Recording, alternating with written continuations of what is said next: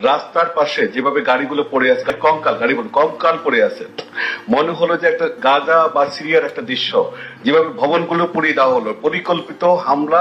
সাংবাদিকরা যখন যাচ্ছে তাদের ভিতরে গাড়ি আগুন লাগিয়ে যেতে তারা আগুনে পুড়ে যায়, এই জন্য ড্রাইভার এবং রিপোর্টার কেন বের হয়েছে এই জন্য তাদেরকে রাস্তায় ফেলে দেওয়ার পিটিয়েছে। গ্রামে গ্রামে পর্যন্ত আপনার হামলা হয়েছে, গ্রামে গ্রামে পর্যন্ত আওয়ামী লীগ নেতা কর্মীদের বাড়িঘর পুড়ায় দেওয়া হয়েছে। ক্ষতি অনেক ভয়াবহ ক্ষতি হয়েছে। কেবল দেশি চক্রান্তকারীরা নয়, এর পেছনে ট্রেন্ড বিদেশি চক্রান্তকারীরা যুক্ত ছিল এবং তার সঙ্গে অ্যালাইনমেন্ট করে আপনার যারা বিদেশি, যারা ষড়যন্ত্রকারী বা দেশ বিরোধী আছে তারাও সেখানে ছিল। মানুষের জীবনে এখন যে একটা অস্বস্তি ছিল, আজকে যখন আপনি অফিস খুলে দিয়েছেন, আমি পথে ছিলাম, আমি মানুষের মধ্যে উদ্বেগ ছিল কিন্তু মানুষের মধ্যে উল্লাস ছিল। তারা অফিস করতে চাচ্ছে, তারা কাজ করতে চাচ্ছে এবং তারা আপনার অর্জনগুলোকে তারা টার্গেট করেছে। মেট্রো রেল, ব্রিজ, আপনার যে অর্জনগুলো, এক্সপ্রেসওয়ে, আপনি দেখেন তার পাশের বিল্ডিংটা ভাঙে নাই, এই বিল্ডিংটা ভেঙেছে। ফলে টার্গেট ছিল একেবারে সুপরিকল্পিত। তারা এই ছাত্রদের আন্দোলনকে পুঁজি করে এটা করেছে। রাষ্ট্রের 3টি স্তম্ভকে অকেজো করে 4র্থ স্তম্ভ গণমাধ্যমকে অকেজো করতে হবে।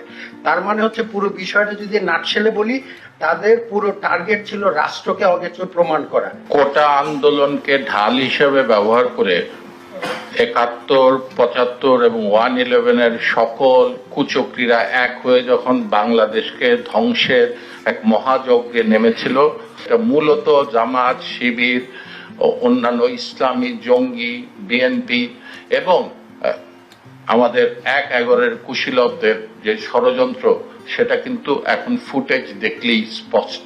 ভবিষ্যতে এই ধরনের ঘটনা আরো ঘটবে।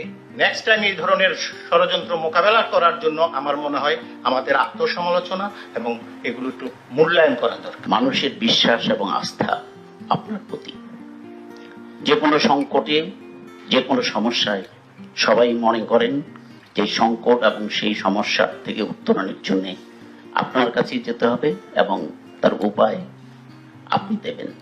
মাননীয় প্রধানমন্ত্রী, আপনি বঙ্গবন্ধু কন্যা, আপনার সাহস এবং আপনার আত্মবিশ্বাস বাঙালিকে নানান সংকট থেকে বারবার সংকটের উত্তরণে সহায়তা করেছে।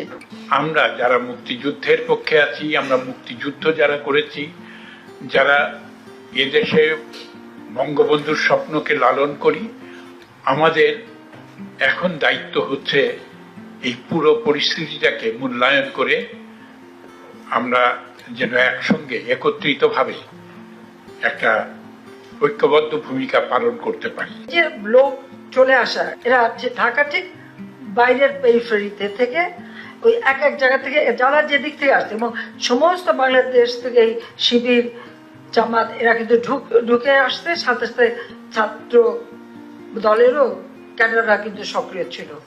কারণ যতগুলি ঘটনা ঘটছে এরাও কিন্তু সম্পৃক্ত। বাবা মা ভাই বোন সবাইকে মারার পরেও আমি ফিরে এসেছি কেন? ওই গরিব দুঃখী মানুষের জন্য, সাধারণ মানুষের জন্য।